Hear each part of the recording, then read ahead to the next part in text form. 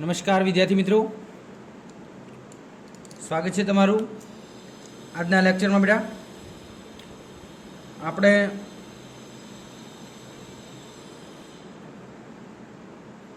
Chapter number 8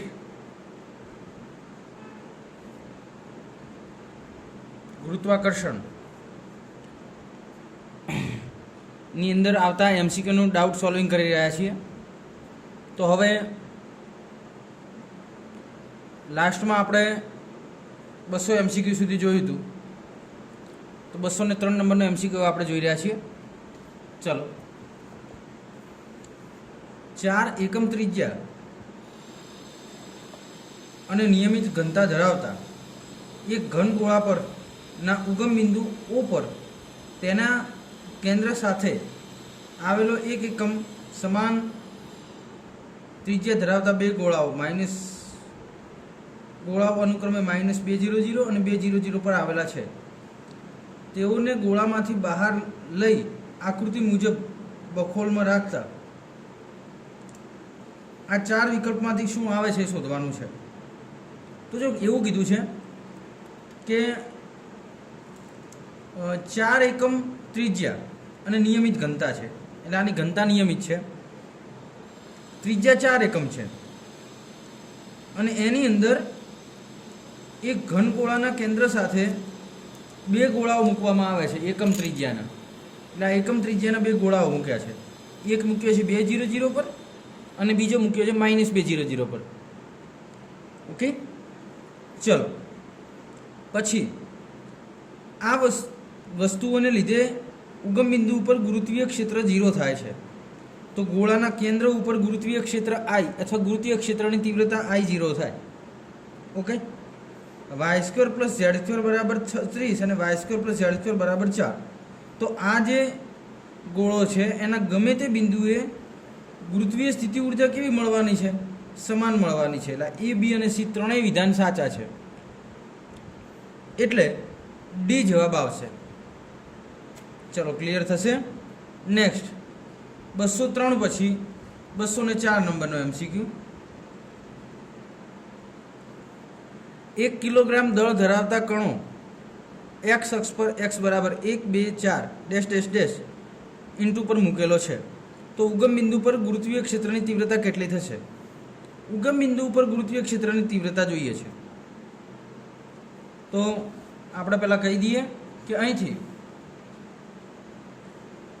1 kilogram દળ ધરાવતો એક પદાર્થ છે અને એનાથી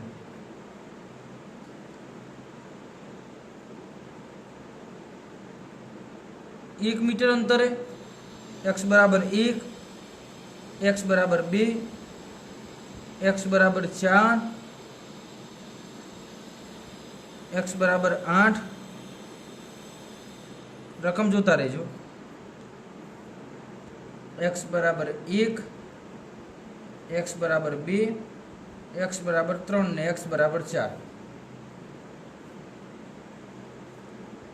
આટલા અંતરોએ પદાર્થ મૂકેલા છે અને ગુરુત્વીય ક્ષેત્રની તીવ્રતા શોધવી છે E બરાબર. તો E બરાબર શું થશે? તો E બરાબર E1 + E2 + E3 આવું અનંત સુધી ચાલ્યા કરે છે, ઇન્ફાઇનાઇટ સુધી. તો E1 કેટલા થાય? કદાચ તમે E1 ન શોધતા હોય તો I શોધી શકો. I બરાબર I1 + I2 + I3. આપણા સંકેત ગુરુત્વીય તીવ્રતાનો વાપરીએ છીએ I. તો ગુરુત્વીય તીવ્રતા માટે I બરાબર I1 + I2 + I3 I1 કેટલા થશે? તો Gm upon R1². R1 1 છે. Okay, Gm upon R2². આ રીતે ચાલી જશે છેક ઇન્ફાઇનાઇટ સુધી.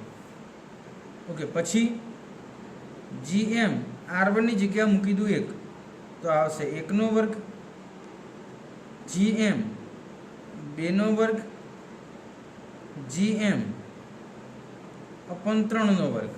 આ બધાની દિશા તો કેરેટ I ની દિશામાં જ રહેવાની છે. તો હવે આમાંથી ખાસ શું કોમન નીકળે? તો GM કોમન નીકળી જાય. તો હવે વર્ગોની શ્રેણીને ઉકેલ કરવો કઈ રીતે કરી શકાય? તો એના માટે સૂત્ર છે અહીં. જો વધ્યું શું અહીં? 1નો વર્ગ, 2નો વર્ગ, 3નો વર્ગ, ડેશ ડેશ ડેશ, આવા સ્ટેપ વધે છે. ઓકે, તો હવે આના માટે વર્ગોની શ્રેણી માટે એક સૂત્ર છે, 1/1 બીજું પદ ભાગ્યા પહેલું પદ. બીજું પદ કેટલું થશે? 1/2નો વર્ગ એટલે 1/4 થાય, અને પ્રથમ પદ કેટલું થશે? 1 એટલે 1/4 / 1. બીજું પદ ભાગ્યા પહેલું પદ. તો GM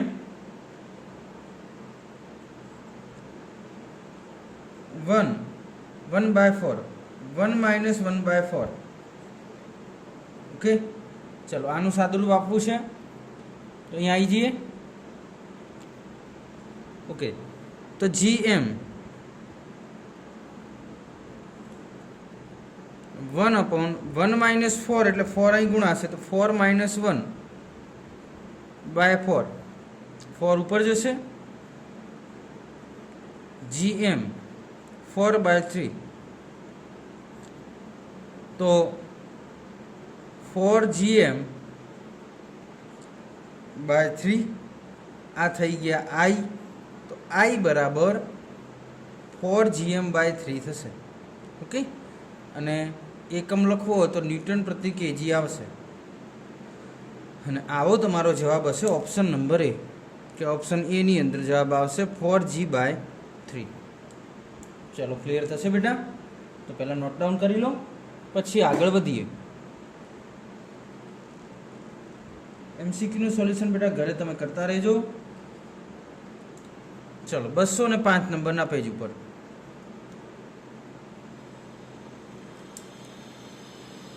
સમાન દળ, તમને રકમ બતાડી દઈએ. સમાન દળો M અને M ને સંતુલનથી લટકાવ્યા છે, જેમના ત્રાજવાના માપક્રમો શિરોલંબ h ઊંચાઈનો તફાવત છે. ρ ઘનતાની પૃથ્વીના રૂપમાં વજન કરતાં આવતી ત્રુટિ ગણો. એટલે બે સમાન દળ છે, M અને M દળના.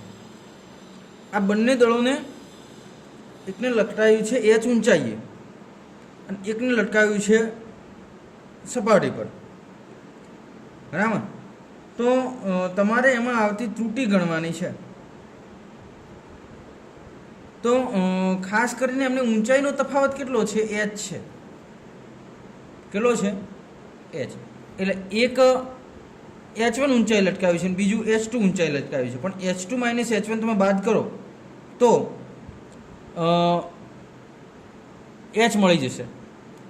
ઓકે, થોડું કેલ્ક્યુલેશન વ્યવસ્થિત રીતે કરી દઈએ એટલે મગજમાં બેસે. રકમ તમે જોતા રહેજો, મેં ભલે હટાવી લીધી હોય. તમારી જોડે બેટા 2 M દળના પદાર્થો છે. એક M દળનો પદાર્થ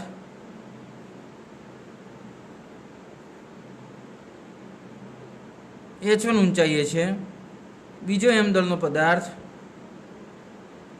h2 ઊંચાઈએ છે, અને આ h2 માંથી h1 બાદ કરો એટલે કે ઊંચાઈનો જે તફાવત છે એ h છે. તો આની ત્રુટિ ગણવાની છે અને વજનમાં આવતી ત્રુટિ. તો બંનેનું આપણે વજન ગણવું પડે, W2 - W1. તો W2 - W1 is equal two W2 થાય mg2, W બરાબર mg2 માઇનસ mg1. m તો કોમન નીકળી જાય, અંદર વધે g2 minus g1. Okay, next શું થશે બેટા? m તો છે એમના એમ, g2 એટલે h2 ઊંચાઈએ પદાર્થનો ગુરુત્વ પ્રવેગ. તો તમને પણ ખબર છે કે h2 ઊંચાઈ અથવા h ઊંચાઈએ ગુરુત્વ પ્રવેગ શું થાય? g1 minus 2h2 upon re. આ h2 ઊંચાઈએ થયો અને h1 ઊંચાઈએ કેટલો થશે? તો g1 minus 2h1 upon RE। Okay, आ બંનેમાંથી શું કોમન નીકળે છે, અથવા તો કાઉન્સ છોડવો તો છોડી દો, એમ G માઇનસ અંદર દાખલ કરી તો 2GH2 upon RE minus G minus minus plus 2GH1 upon RE। Okay, चलो हवे आ G तो थई गया कैंसल। तो हवे शुं वधशे, तो एम आ બંનેમાંથી થોડા પદની ગોઠવણી કરીએ તો આ પેલું પ્લસ વાળું લખી દઈએ। જસ્ટ એક મિનિટ મિત્રો। Okay, 2GH1 upon RE minus 2GH2 upon RE। आमांथी 2G upon RE common निकले तो एने 12 लई लो, एम तो छे ज अने बीजा 2G अपॉन RE 12 निकलशे तो शुं वधशे H1 माइनस H2 अने H1 माइनस H2 आपणी जोड़े छे H तो थोड़ું વ્યવસ્થિત લખી દઉં 2mg अपॉन RE અને ઇન્ટુ H। ઓકે, પણ આવો જવાબ નહીં આવતો હોય કારણ કે એને ઘનતાની અંદર ફેરવેલો છે। તો ઘનતાની અંદર ફેરવેલા હોય તો આપણે વજનની જગ્યાએ તમારે ખાસ કરીને દળ લાવવું પડશે। તો એ કઈ રીતે કેલ્ક્યુલેશન કરશો, તો જીની જગ્યાએ મૂકવાના। જીની જગ્યાએ શું મૂકશો, GM अपॉन RE સ્ક્વેર। जीनी जगह आ हूँ पाछळ लई जाऊँ छूँ, पहला आटला सुधी नोट डाउन करी लो, पछी आपणे आगळ वधीए। आ जवाब याद राखजो। चलो आगळ वधीए।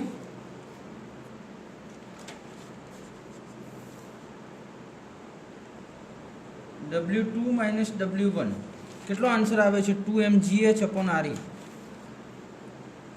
2mgh upon RE। ओके, तो 2mh अपॉन RE एमना एम राखो छूँ अने अहीं आवशे G। ओके, G नी जग्याए मारे लखवुं होय तो हूँ लखी शकूँ। शुं लखी शकूँ, घनताना स्वरूपमां 4/3 पाई रो G RE cube.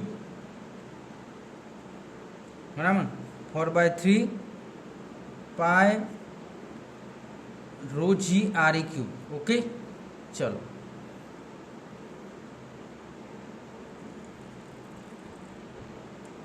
RE cube ना आवे बेटा, RE ज आवे 4/3 पाई रो G R। Okay, RE cancel, 4 2 8 तो 8 पाई एम पहला तो 8 पाई बाय 3 लखी दीए।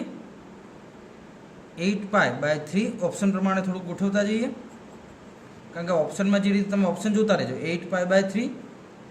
ओके, आ थई गयुं। हवे बीजा जीनी वेल्यू मूकी दे जी। Okay, next row. ओके, अने एक एम आवे छे अने एच आवे छे। बराबर, तो आवो ऑप्शन होय तो ये जोई लो। ऑप्शन तमारो ऑप्शन नंबर ए छे बेटा। बराबर, ऑप्शन नंबर ए छे। तो आ जवाब आई गयो ए। थोड़ा ऑप्शन जोईने पछी आपणे गोठवणी करवानी पदनी कारण के शुं ऑप्शन कई रीतनो आप्यो छे एना उपर आधारित रहेशे। ओके, तो आ तमारो थई गयो MCQ नंबर 205। नोट डाउन करो, पछी आपणे आगळ वधीए। चलो वधीए बेटा आगळ 208 नंबरना MCQ पर। 208 में शुं कीधुं छे, 2 किलोग्राम गाळो दळवाळो एक पदार्थ अनंत अंतरेथी P बिंदु सुधी गति करे छे। એટલે આપણે એને અનંત અંતરેથી ક્યાં લાવવાનો છે, P બિંદુએ લાવવાનો છે। ઓકે, આ પદાર્થનો પ્રારંભિક વેગ 0 હતો એટલે અહીં વેગ કેટલો હતો 0। P બિંદુએ પહોંચતા તેનો વેગ 2 મીટર પ્રતિ સેકન્ડ થાય છે એટલે અહીં વેગ થઈ જાય છે 2 મીટર પ્રતિ સેકન્ડ। આ પદાર્થની ગતિ ઉર્જા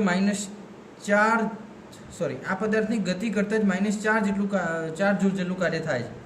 અહીંથી અહીં આવે છે તો કાર્ય કેટલું કરવું પડે છે? -4 જૂલ. ઓકે, તો પી બિંદુએ ગુરુત્વીય સ્થિતિમાન શોધો. એટલે આપણે પી બિંદુએ ગુરુત્વીય સ્થિતિમાન શોધવાનું છે. તો એક કામ કરી દઈએ, કરવું પડતું કાર્ય બરાબર કુલ 2 ઉર્જાઓ થશે.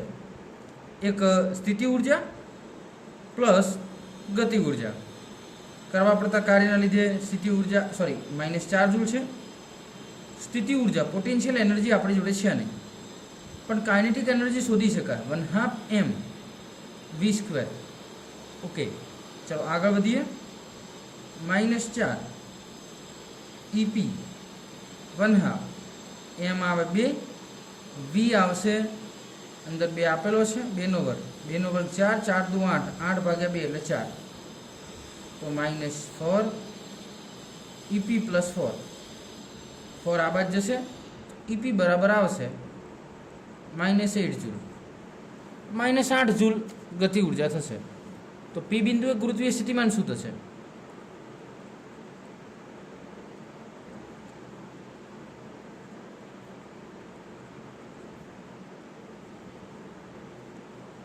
આપણને ખબર છે કે ગુરુત્વીય સ્થિતિ ઉર્જા યુ કો અથવા ઈપી કો એ φ×m થાય. ઓકે, તો જો u = φ×m હોય તો તમારી જોડે યુ તો છે અથવા ઈપી તો છે આપણી જોડે. યુને તમે ઈપી પણ કહી શકો. ઈપી કેટલા છે? -4. φ મારે શોધવા છે ગુરુત્વીય સ્થિતિમાન, અને m 2 કિલોગ્રામનો પદાર્થ છે. ભાગાકારમાં લાવો તો φ = -4/2. ઈપી 8 છે બરાબર. ઈપી 8 છે ને બેટા? ઈપી 8 જૂલ હતા, -8 જૂલ. તો -8 મૂકી દઈએ, -8/2 તો -4 જૂલ. તો φ બરાબર આવશે -4 જૂલ. ઓકે, નહીં -4 જૂલ પર કિગ્રા આવે, કારણ કે તો ફાઈનો એકમ છે. 4 જૂલ તો આના એકમ જ હતા ને, 2 kg હતા. 8 જૂલ બાય 2 kg, તો ભાગાકારમાં kg તો વધે ને. તો ફાઈ બરાબર જવાબ કેટલો આવે? -4 જૂલ પર kg. અને આવો MCQ છે તમારો MCQ નંબર C. તો આન્સર C, -4 જૂલ પર kg થઈ જશે. ઓકે, ચલો નેક્સ્ટ આગળ વધીએ. પહેલાં નોટ ડાઉન કરી લો.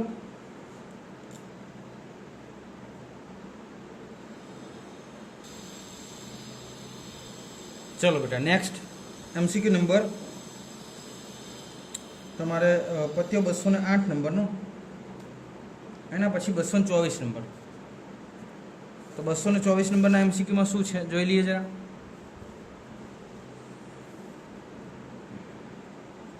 શું કીધું છે જો, પૃથ્વીની સપાટીથી 5 વાર જેટલી ઊંચાઈએ એક ભૂસ્થિર ઉપગ્રહ પૃથ્વીની સપાટીની આસપાસ પરિભ્રમણ કરે છે. r એ પૃથ્વીની ત્રિજ્યા છે. તો 2r ઊંચાઈએ ઉપગ્રહનો આવર્તકાળ શોધો. તો આવર્તકાળ શોધવાનો છે. આવર્તકાળ માટે કેપ્લરની ગતિનો ત્રીજો નિયમ આપણે વાપરી શકીએ, પણ તમને પહેલાં હું થોડીક સમજણ આપી દઉં કે કોઈ ગ્રહ હતો તો આ તો અંતર હતું કેન્દ્રથી, અને આ જે ડિસ્ટન્સ હતું આ ડિસ્ટન્સ થાય છે 5 વાર. પહેલાં 5 વાર પૃથ્વીની સપાટીથી 5 વાર જેટલા અંતર હતો. ઓકે, અને પછી પૃથ્વીની સપાટીથી 2r જેટલા અંતરે આવે છે. તો આ થઈ ગયું 6r અંતર, અને આ થઈ ગયું 3r. તો કેપ્લરની ગતિના નિયમો તમે જાણો છો, t ચલે છે અથવા t² ચલે છે, r³ અથવા a³. r³ અથવા શું થાય? a³. તો એક કામ કરીએ, બંને બાજુ કદાચ તમે વર્ગમૂળ કરશો તો અહીં t વર્ગમૂળમાં અને અહીં rનો ઘન વર્ગમૂળમાં. તો આ વર્ગને વર્ગમૂળ જતા રહે તો વધે t ચલે છે. આ વર્ગમૂળ છે અને આ ઘન છે, એટલે કે rની ઘનની વર્ગમૂળ એટલે 1/2 ઘાત થાય. તો 3 એકા 3 એટલે ટી ચલે છે આરની 3/2 થાય. આવું ઇક્વેશન મળે. હવે આપણે ઇક્વેશન ઉપરથી T1 ને T2 લઈ લઈએ કે T2/T1 બરાબર R2/R1 ની 3/2 ઘાત મળી શકે ને. આના ઇક્વેશન T2 બરાબર શું થાય? R2 ની 3/2. ન ખબર પડતી તો હું લખી દઉં. T2 બરાબર અથવા T2 ચલે છે R2 ની 3/2, T1 ચલે છે R1 ની 3/2. T2 ભાગ્યા T1 બરાબર R1/R2 ની કૌંસની બહાર 3/2. ચલો આની આ વેલ્યુશન લઈ લઈએ. એક કામ કરીએ, અહીં ડિસ્ટન્સ ધારી દઈએ. આને કહી દઈએ R1 અને આને કહી દઈએ R2. બેટા R1 કેટલા મળશે? તો 3R. R2 કેટલા મળશે? 6R. તો આ બધી કેલ્ક્યુલેશન તમે એકવાર નોટ ડાઉન કરી લો, પછી હું પેજ ઉલટાવું છું. ચલો ઝડપ રાખી દરેક જણ. ચલો કરી લીધી, વધીએ આગળ. ઓકે, સંબંધ મને આવો મળ્યો. T2 ભાગ્યા T1 બરાબર R2 ભાગ્યા R1 ની 3/2. ઓકે, R2 કેટલા મળ્યા જોઈ લઈએ. અહીં R2 કેટલા છે? આપણે R2 લીધા છે 6R અને R1 કેટલા લીધા છે? 2R. તો અહીં T1 મૂકી દઈએ અને અહીં મૂકી દઈએ T2, કારણ કે R1 માટે T1 આવે, R2 માટે T2 આવે. ઓકે, તો R2 ની જગ્યાએ હું T2 મૂકી શકું, એટલે R2 ની સામે T2 મૂકી શકે ને. એ ઉપગ્રહનો આવર્તકાળ કદાચ તમને આપ્યો પણ હશે, જોઈ લેજો. કયો ભૂસ્થિર ઉપગ્રહ કયો છે એ જોઈ લો. આ 6R વાળો ભૂસ્થિર ઉપગ્રહ કયો છે કે 2R વાળો? ગમે તે એક ભૂસ્થિર ઉપગ્રહ કયો છે? આ રહ્યો 5R. એ ભૂસ્થિર જેટલા ઉપગ્રહની આસપાસ પરિભ્રમણ કર્યું, એટલે 5R વાળો ભૂસ્થિર ઉપગ્રહ છે, એટલે T2 આવશે 24 કલાક. બરાબર. અને T1 આપણે શોધવાના થશે. ચલો કરી દઈએ કેલ્ક્યુલેશન. તો R2 આપણે લીધા છે. R2 કેટલા લીધા? 6R. R1 કેટલા લીધા? 3R. અને એની 3/2. T2 કેટલા છે? 24. અને T1 બેટા આપણે શોધવાના. RR કેન્સલ, તો 24 ભાગ્યા T1 3 દુ 6. તો અહીં વધી 2 ની 3 ભાગ્યા 2. ઓકે, તો એક કામ કરીએ, 2 ની 3 ભાગ્યા 2 લાગીને T1 ત્યાં લઈ જઈએ તો શું થશે? 24 ભાગ્યા 2 ની 3 ભાગ્યા 2 બરાબર T1. તો T1 બરાબર 24 ભાગ્યા 2 ની 3 ભાગ્યા 2. ઓકે, તો T1 બરાબર 24. 2 ની 3 ભાગ્યા 2 નું સોલ્યુશન કઈ રીતે આપશો? તો ધ્યાન રાખજો, 2 ની 3 ભાગ્યા 2, તો આ 2 ની 3 ઘાત થાય અને એની 1/2 ઘાત થાય. તો 2 ની 3 ઘાત એટલે 8 અને એનું 1/2. હવે 8 ની 1/2 એટલે વર્ગમૂળમાં 8 થાય, અને વર્ગમૂળમાં 8 એટલે 4 દુ 8, અને 4 ને વર્ગમૂળમાંથી બહાર કાઢીએ 2√2 થાય. બરાબર. જો 2 ની 3 ભાગ્યા 2 એટલે આ રીતે સોલ્યુશન કરી શકાય. 2 ની 3 અને એને કૌંસની બહાર 1/2. 2 ની 3 એટલે 8, 1/2 એમ નામ રહેશે. 8 ની 1/2 એટલે √8 થાય. √8 એટલે 4 દુ 8, તો અહીંયા આવી જશે 4 દુ 8 એટલે 2√2. ઓકે, 2 આવશે 12, અને 12 હવે ઉપાડું તો 6 દુ 12 થાય, અને 6 દુ એટલે √2 ગુણ્યા √2 અને ભાગ્યા √2. √2 કેન્સલ, જવાબ આવશે 6√2, અને જવાબ આવશે કલાકમાં, કારણ કે આપણે 24 કલાકમાં જવાબ લીધો હતો. અહીં આવર્તકાળ 24 કલાક હતો એટલા માટે. તો આવો તમારો જવાબ હશે C, 6√2 કલાક. ચલો મગજમાં બેસશે, ક્લિયર થશે. તો આ MCQ નંબર 224 છે. પહેલાં ક્લિયર કરો, આગળનું પેજ ક્લિયર કરી દીધું હશે. બરાબર. ચલો, નેક્સ્ટ આ પાછળનું પેજ બેટા ક્લિયર કરી દો, પછી આગળ વધીએ આપણે. चलो नेक्स्ट વધીએ બેટા આગળ। MCQ નંબર नेक्स्ट है તમારે 234। ओके चलो 234 में શું કીધું છે? एल बाजूनी लंबाई धरावता समबाजु त्रिकोणना शिरोबिंदु पर एम दळना एक समान पदार्थों पर गुरुत्वाकर्षण बळनी असर हेठळ नीचे वर्तुळाकार कक्षामां एवी रीते परिभ्रमण करे छे कि त्रणेय समबाजु त्रिकोण पर ज रहे, समबाजु त्रिकोणना शिरोबिंदु पर रहे। तमने कक्षीय वेग शोधवानो छे। एकदम सिंपल एमसीक्यू छे। जो तमने समतलनी अंदर जे सदिशो हता एमनुं डिवाइडेशन करता आवडे तो एमसीक्यू नंबर 234 वर्तुळाकार मार्ग छे।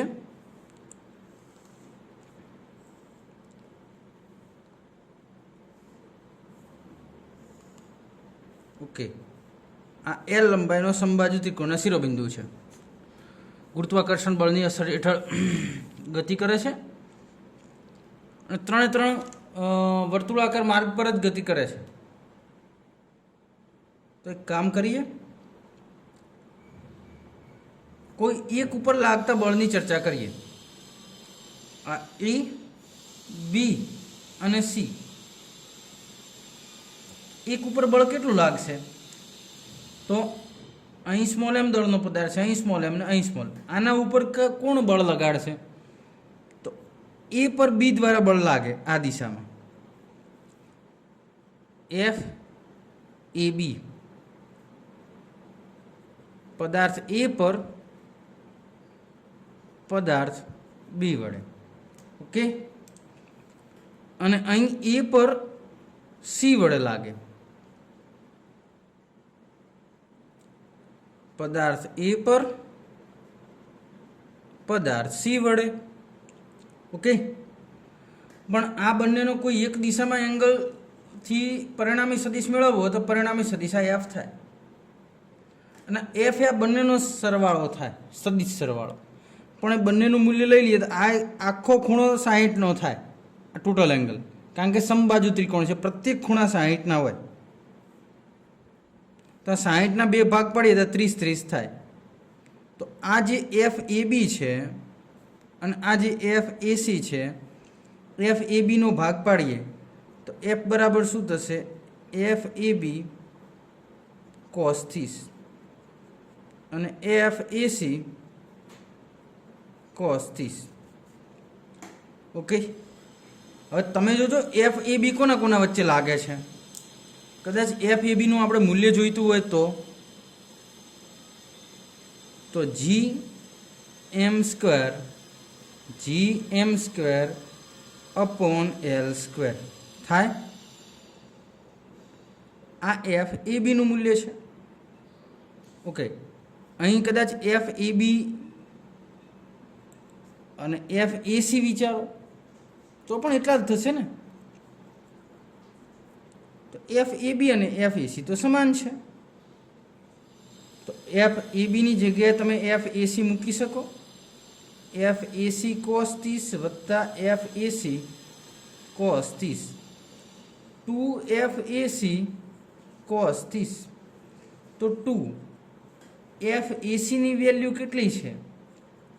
G M square upon L square अने कोस 30 तमने बधाने याद हशे √3/2, 2 cancel, √3 GM square upon L square.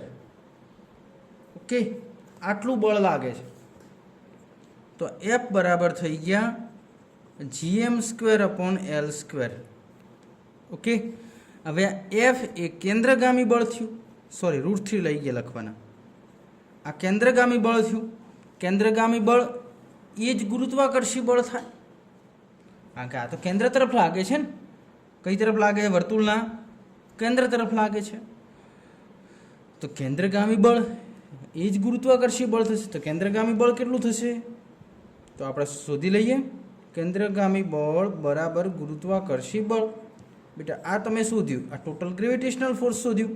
तो ग्रेविटेशनल फोर्स तो है तमारे जोड़े √3 GM square upon L square. Okay केंद्रगामी बळ जोईशे तो તો કેન્દ્રગામી બળ કેટલું થાય?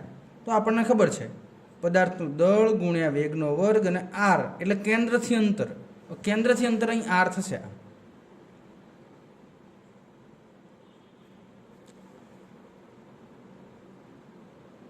એ આર જે છે એ આર તમે અહીં મૂકી દો. ઓકે. અને હવે એ આરનું મૂલ્ય શોધવા માટે તમારે મદદ લેવી પડશે અહીં.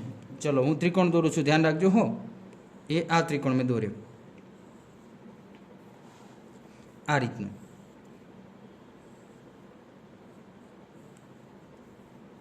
આ એંગલ છે 30નો, આ છે આર અને આટલું છે L/2. આ આર થઈ ગયું, આટલું L/2 અને આ થઈ જશે, એની તો આપણે જરૂર નથી. તો cos 30ની વેલ્યુ વાપરજો બેટા. અહીં સાઈડમાં હું કરું છું, જોઈ લેજો તમે. cos 30 પાસેની બાજુ ભાગ્યા કર્ણ. cos 30ની જગ્યાએ આવશે √3/2 L/2r. 2 નીચે આવતા રહે ને, 2 કેન્સલ. આર અહીં જાય, √3 ભાગાકારમાં આવે તો આર બરાબર L/√3 થાય. તો અહીં મૂકી દો. પહેલાં તો જે કેન્સલ થતું એ કેન્સલ કરી દઈએ. એમ કેન્સલ. આરની જગ્યાએ મૂકી દો L/√3. તો અહીં આવશે v². આરની જગ્યાએ મૂકી દઈએ L/√3. √3 gm/L². √3 ઉપર જશે તો √3 v²/L. √3 gm/L². √3 cancel, L cancel. તો v² બરાબર શું આવશે? તો v² બરાબર gm/L અને v બરાબર √gm/L. ઓકે. અને આ જવાબ હશે તમારો ઓપ્શન નંબર એ. ઓકે. તો કેલ્ક્યુલેશન કરી દો આખો દાખલો વ્યવસ્થિત રીતે, પછી આગળ વધીએ બેટા. ચલો આગળ વધીએ. 234 પછી 245. 245માં શું કહ્યું છે? ઉપગ્રહને r ત્રિજ્યાની કક્ષામાંથી 3/2 r ત્રિજ્યાની કક્ષામાં ખસેડવા માટે કેટલો પ્રતિશત વધારો કરવો પડે? એટલે પહેલા ત્રિજ્યા છે r અને પછી ત્રિજ્યા છે 3/2 r. તો પ્રતિશત વધારો ઉર્જાનો એટલે કે બંધન ઉર્જાનો. તો પહેલા રકમ તમે યાદ કરી લો કે સાહેબ r ત્રિજ્યામાંથી 3/2 r ત્રિજ્યા કરવી છે. r ત્રિજ્યામાંથી 3/2 r ત્રિજ્યાએ આપણે જવું છે, તો પ્રતિશત વધારો શોધવાનો છે.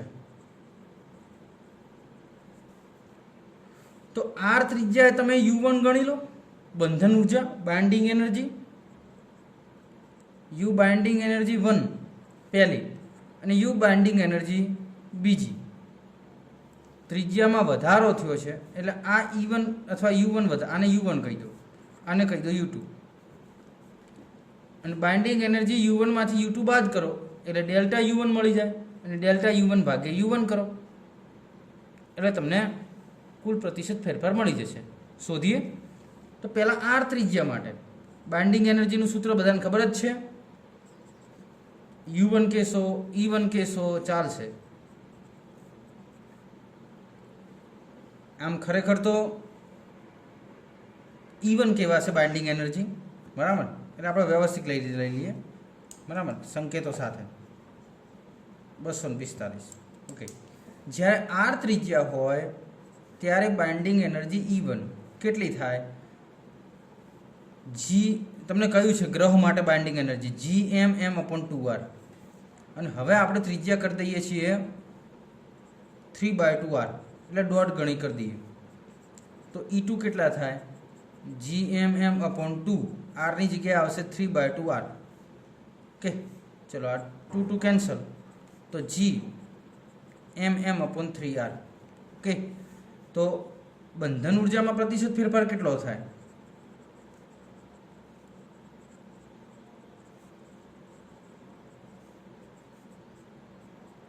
E1 minus E2. E1 minus E2 કેટલા થશે? GMM upon 2R minus GGM upon 3R. આમાંથી કોમન કાઢો. GMM upon R 1/2 minus 1/3. Okay, લસા લઈ લઈએ.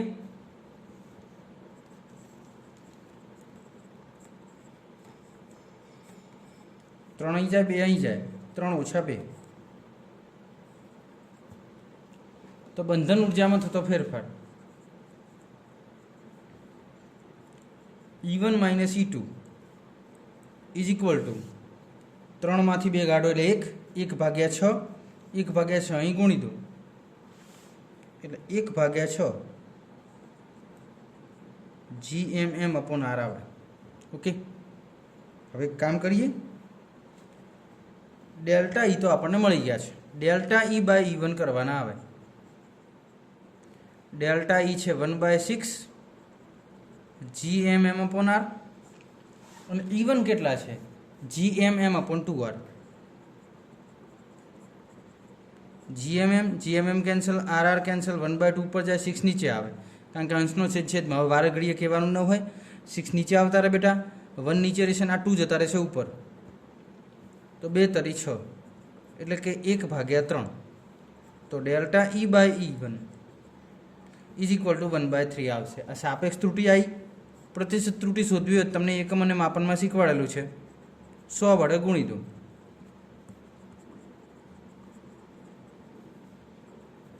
33.33% થાય અને આવો જવાબ આવશે તમારે ડી.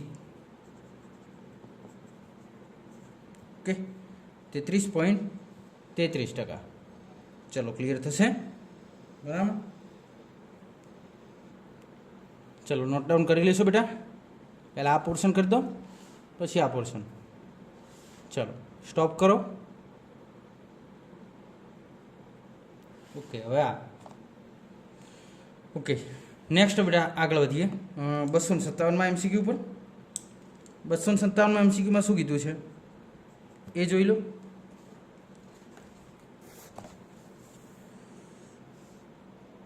પૃથ્વીના કોઈપણ એક વ્યાસ પર આર પાર ટનલ ખોદવામાં આવે છે. એમ દળના એક કણને મુક્ત પતન કરાવવામાં આવે છે. જો ગુરુત્વાકર્ષણ બળ અચળ ધારીએ તો પૃથ્વીના કેન્દ્ર પર પહોંચતા તેમને T સમય લાગે છે. તો ગુરુત્વાકર્ષણના ફેરફારોને ધ્યાનમાં લઈને આ સમય T' છે, તો T અપોન T' શોધો. ઓકે, તમારે શું કરવાનું છે ધ્યાન રાખજો કે પૃથ્વી છે અને ટનલ ખોદે છે. આમ આખી ટનલ ખોદી દેવામાં આવે અને એક એમ દળનો કણ અહીંથી અહીં જાય છે. હવે જો ગુરુત્વાકર્ષણ બળ અચળ હોય તો શું થશે, અચળ ન હોય તો પછી શું થશે? બરાબર. તો એ આપણે કરી દઈએ કે ગુરુત્વાકર્ષણ બળ અચળ છે તો મુક્ત પતન કરે. પદાર્થ કેવું કરશે? મુક્ત પતન કરશે. ને મુક્ત પતન કરતો હોય તો આપણને ખબર છે કે કાપેલું અંતર D બરાબર V0T પ્લસ 1/2 AT². અહીં D કેટલું ડિસ્ટન્સ કાપશે બેટા?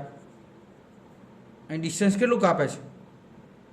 તો આપણે કહી શકીએ કે મુક્ત પતન કરાવીએ છીએ ત્યારે ધારી લો કે ભાઈ ત્રિજ્યા જેટલું અંતર કાપે છે. અહીંથી આટલું, હં, R જેટલું અંતર આપણે ધારીએ છીએ. ચલો ભાઈ, અંતર R કાપે છે તો R અંતર કાપતા શું થશે?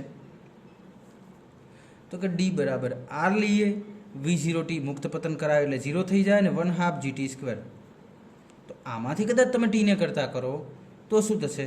2 અહીં ગુણાશે, G ભાગાકારમાં આવશે તો 2G upon R, sorry 2R upon G બરાબર T². તો T બરાબર √2G અપોન R થાય. આ T મળી ગયા. R જેટલું અંતર કાપવા માટે લાગતો સમય. ઓકે, જો અહીં 2R/G આવે તો આ સમય યાદ રાખજો, જેને હું પાછળના પેજ ઉપર લઈ લઉં છું. અને તમને કહી દઉં કે આ આપણે ક્યાં સુધીનું નોંધ્યું છે બેટા? આ ફક્ત R સુધીનું. આટલું એ આટલા સુધી આવ્યો છે પદાર્થ, અહીંથી કરીને અહીં સુધી.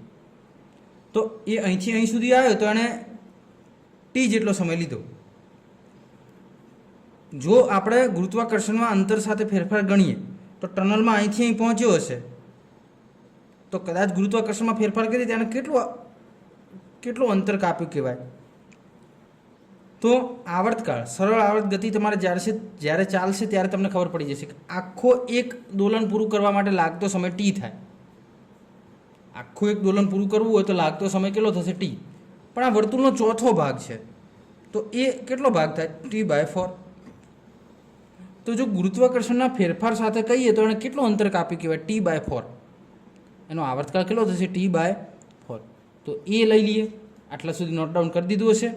ઓકે, ચલો કે સાહેબ તમને સમય કેટલો મળ્યો? શરૂઆતનો સમય મળ્યો T = √2r/g. પણ નવો સમય મારે શોધવો હોય તો એ આવર્તકાળનો ચોથો ભાગ થાય. અને આવર્તકાળનું સૂત્ર તમને ખબર છે 2π√L/g અને ભાગ્યા શું આવશે 4. પણ અહીં જો ભાગાકાર કરીએ તો T' બરાબર π/2 √L. L એ શું છે? ત્રિજ્યા. તો r/ શું આવશે? g. તો આ T' થઈ ગયું.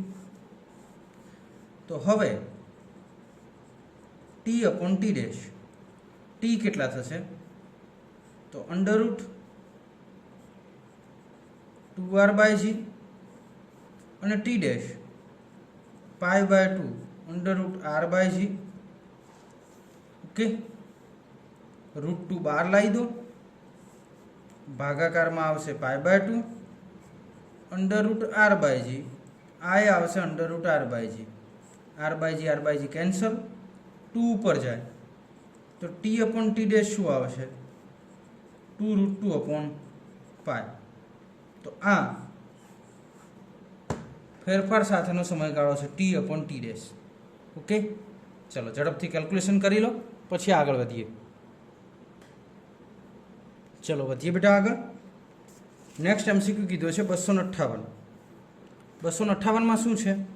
બે ગ્રહોની ત્રિજ્યાનો ગુણોત્તર છે RP, એટલે કે R1/R2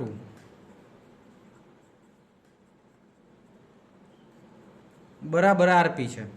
ઓકે, તેઓની સપાટી પર ગુરુત્વાકર્ષણના કારણે પ્રવેગનો ગુણોત્તર, એટલે પ્રવેગનો ગુણોત્તર G1/G2 એ થાય છે Q. તો નિષ્ક્રમણ વેગનો ગુણોત્તર જોઈએ છે. હવે નિષ્ક્રમણ વેગ શું છે એ જોઈ લો. તો V1/V2 લેવા હોય તો V1ની વેલ્યુ કેટલી થાય?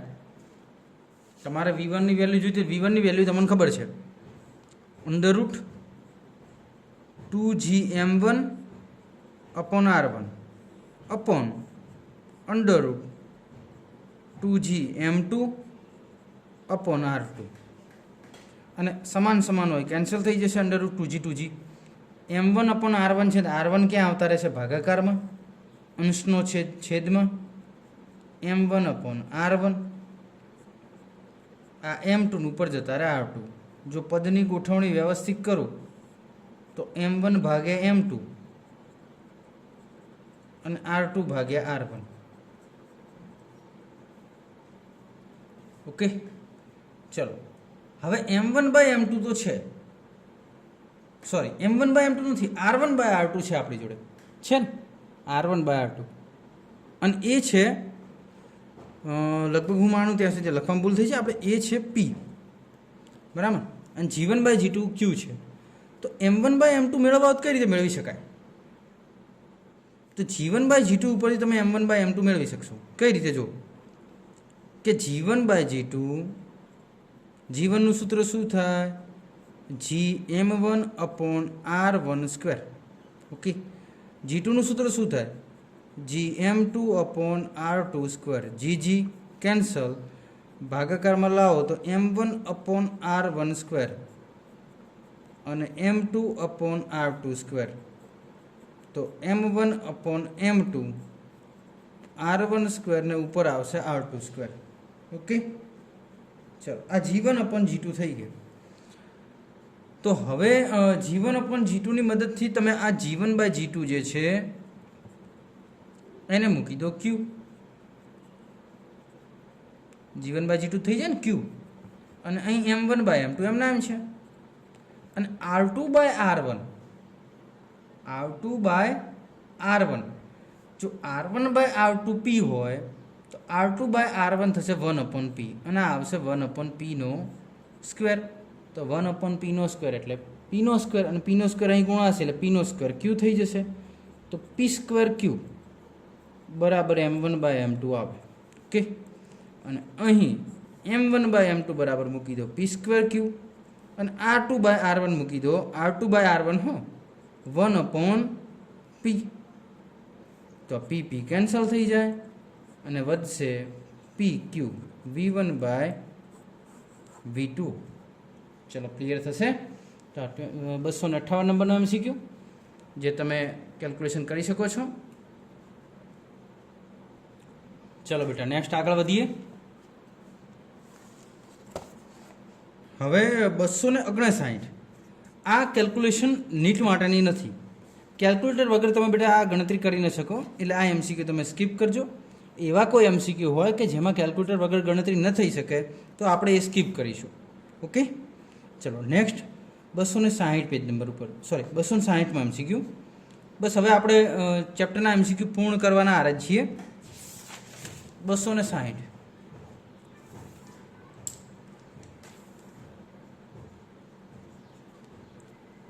જો તમને એમાં આવર્તકાળ શોધવાનો કહ્યો છે, રકમ તમે વાંચી લેજો. બધું મેં કરાયેલું જ છે બેટા, આખી ગણતરી મેં કરાવી દીધી છે. એમ ઓકે, આ એમ દળ આ A B અને C ABC ત્રણેય બિંદુએ છે સ્મોલ m દળના કણ. હવે આ જે અંતર છે એ પહેલાં L હતું. આગળનું MCQ તમે જોશો ને આપણે ગણતરી કરાવી દીધી છે. ખાલી એમાં મેં તમને બળની ગણતરી કરી આપી અને વેગની ગણતરી કરી આપી હતી. આ રહ્યો સેમ ટુ સેમ પેટર્ન, ખાલી એલની જગ્યાએ તમે એ લઈ લો તો વેગ કેટલો આવ્યો? √GM/L. અંડરરૂટ શું આવ્યો? GM/L. Same to same pattern છે, ખાલી એલની જગ્યાએ એ લેવાના છે તો વેગ આવી જાય GM/L ની જગ્યાએ શું આવશે? એ. ઓકે, તો આપણે અહીં મૂકી દઈએ કે સાહેબ વેગ V બરાબર √GM/A છે. ઓકે, અને વેગની જગ્યાએ તમારે આવર્તકાળનું સૂત્ર છે T બરાબર 2πr/v. ઓકે, આવર્તકાળ બરાબર વેગ બરાબર અંતર ભાગ્યા સમય, તો V બરાબર થાય 2πr/t. તો વેગનું એક સૂત્ર મૂકી દો ને 2πr/t બરાબર √GM/A. આવર્તકાળ T શોધવો છે તો વ્યસ્ત કરો કે T/2πr બરાબર √A/GM. ઓકે, અને આ 2πr અહીં લઈ જાઓ તો T બરાબર 2πr √A/GM. હવે અહીં R ની કિંમત તમારે મૂકવાની થશે અને R ની કિંમત તમને ખબર છે શું થાય. આપણે R ની કિંમત મેળવેલી જ છે. R ની કિંમત થતી હતી L/√3, તો L ની જગ્યાએ A આવશે તો A/√3. તો R બરાબર થશે A/√3. તો A/√3 મૂકી દો 2π A/√3 A/GM. ઓકે, એ અંદર લઈ લો અને √3 અંદર લઈ લો કારણ કે ઓપ્શનમાં એવું કરેલું છે. તો 2π, તો કોઈ પણ વસ્તુ અંદર જાય જ્યારે વર્ગમૂળની અંદર તો એનો વર્ગ થઈ જાય. તો અહીં શું આવશે? A² ગુણ્યા A હતા, √3 અંદર જાય એટલે √3² તો 3GM. તો 2π √A³/3GM.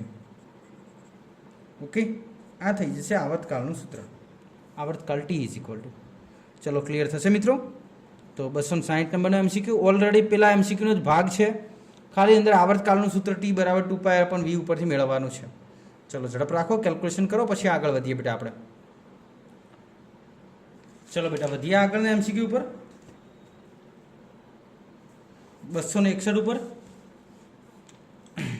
હવે સાહેબે બધા ગણાયા છે તો એકાદ એમસીક્યુ તમને પણ હું હિન્ટ માટે આપી શકું, બરાબર?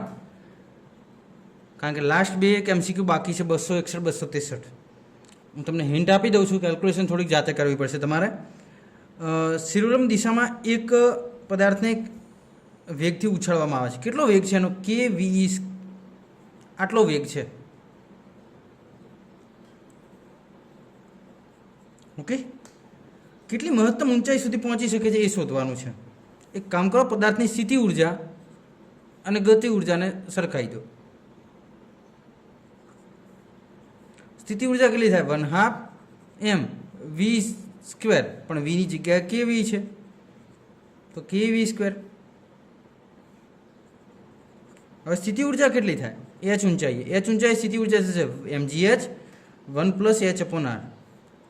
m બંને બાજુથી કેન્સલ, કેલ્ક્યુલેશન કરો તો k² v²/2.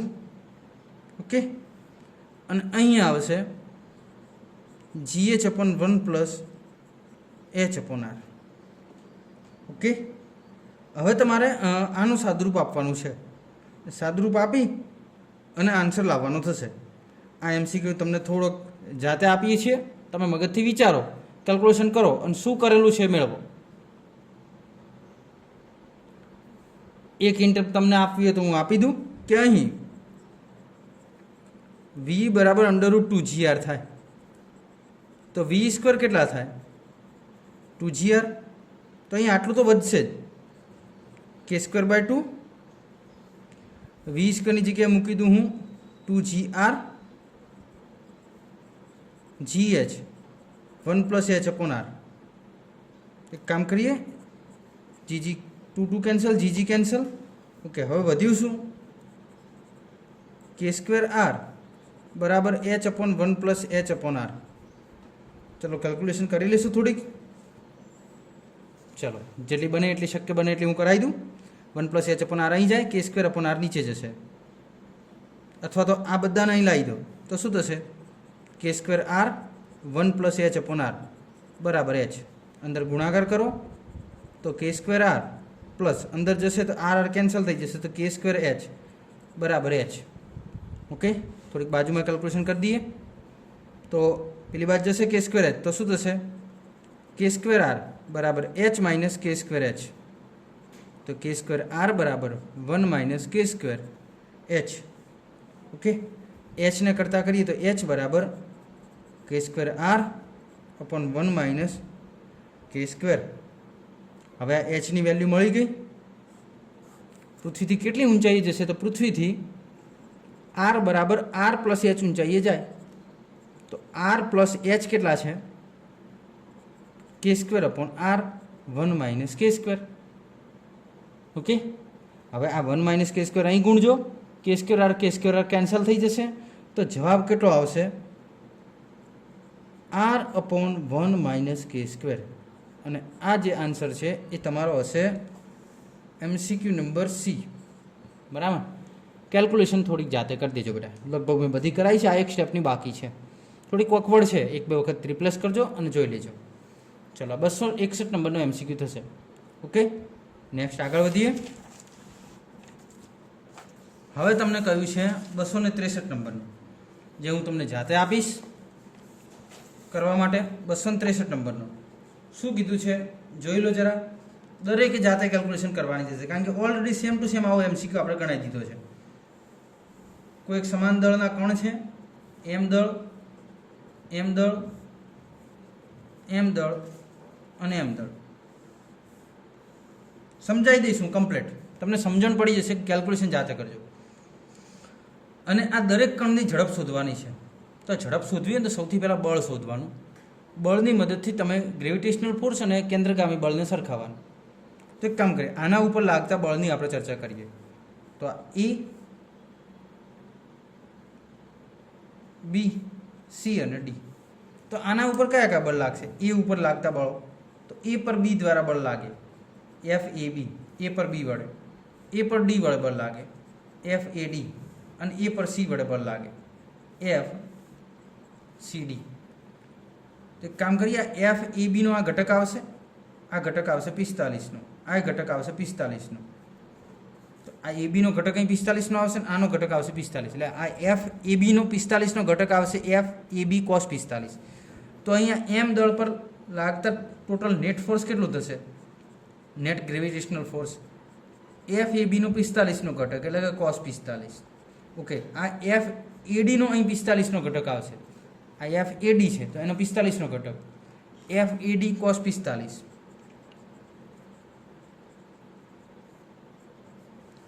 અને બીજું આવશે એફ સીડી. ઓકે, સોરી, એફ સીડી નહીં, એફ એ પર સી દ્વારા લાગતું બળ ને, તો એફ એસી આવશે. Okay, F A B, F એડી અને એફ એસી. એફ એસી તો એ દિશામાં છે જ. એફ એ બી મેળવો, એફ એડી મેળવો. અંતર કેટલું છે? તો આની વચ્ચે અંતર ના આપ્યું હોય તો અંતર તમે લઈ લો કે ભાઈ આર અંતર છે. બરાબર, આ આર અંતર હોય તો આ √2r થાય, કારણ કે આર આ આર, તો આ √2r થાય. √2r થી આ અડધું થશે, r/√2, પણ આપણે √2r લેવાનું થશે. એટલે અહીં હું તમને મૂકી દઉં, આ બંને બળના મૂલ્યો સમાન થશે. એટલે હું કહી દઉં 2FAB cos 45 વત્તા FAC. FAB નું વેલ્યુ જોઈતું હોય તો FAB કેટલા થાય? G m ગુણ્યા m, m² upon r². cos 45 થશે 1/√2 પ્લસ FAC. FAC અહીં આવશે અને કેટલા થશે? G m² અપોન આ અંતર થાય √2r, તો √2r². ઓકે, અને આ થઈ જશે F નેટ. F નેટ એટલે આ ગુરુત્વાકર્ષી બળ છે. તો ગુરુત્વાકર્ષી બળ એ જ કેન્દ્રગામી બળ થાય. તો અહીં હું સરખાઈ દઉં, ગુરુત્વાકર્ષી બળ બરાબર કેન્દ્રગામી બળ. ગુરુત્વાકર્ષણ બળની અંદર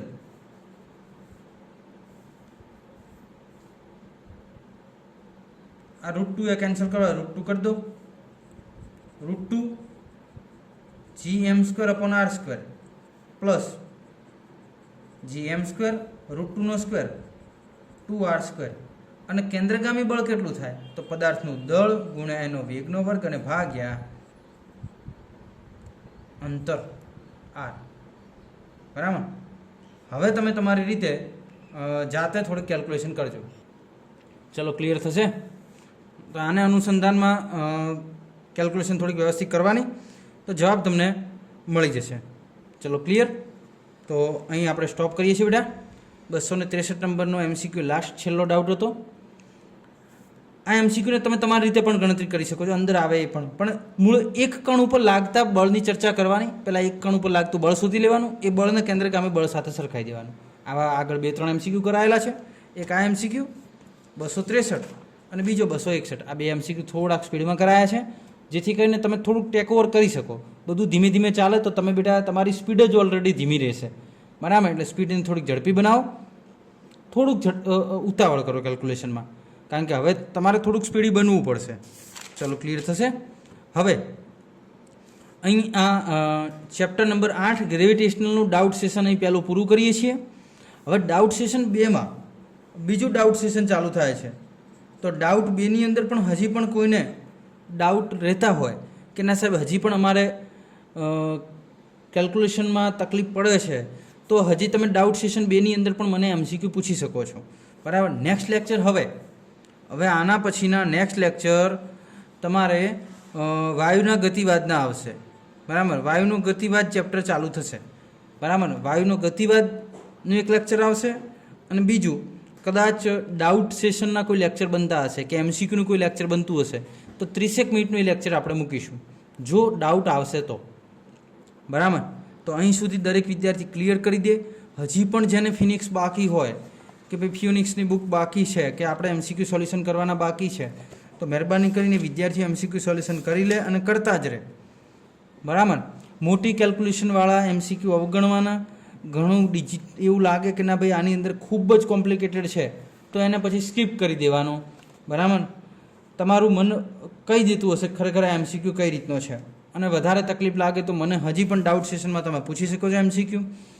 મોટા ભાગના ડાઉટ્સ લગભગ હું માનું ત્યાં સુધી મેં કરાવી દીધા છે અને હજી પણ ડાઉટ સેશન 2 ચાલુ છે. જો કોઈને એવું લાગે તો મને પર્સનલમાં મેસેજ કરીને પણ તમે ડાઉટ પૂછી શકો છો. બરાબર. નેક્સ્ટ તૈયાર થઈ જજો બેટા નેક્સ્ટ લેક્ચરથી વાયુના ગતિવાદ ચેપ્ટરનો અભ્યાસ કરવા માટે. ચલો આપ સર્વ વિદ્યાર્થી મિત્રોનો ખૂબ ખૂબ આભાર. આશા રાખું છું કે તમે સ્વસ્થ હશો અને તમારો પરિવાર પણ સ્વસ્થ હશે અને તમે અભ્યાસ બેટા કરતા જશો. ઓકે. બીજી કોઈ તકલીફ હોય તો જણાવજો. બાકી અભ્યાસ કરતા રહેજો અને સ્વસ્થ રહેજો. ઓકે. મળીશું બેટા નેક્સ્ટ લેક્ચરની અંદર. આપ સર્વ વિદ્યાર્થી મિત્રોનો ખૂબ ખૂબ આભાર.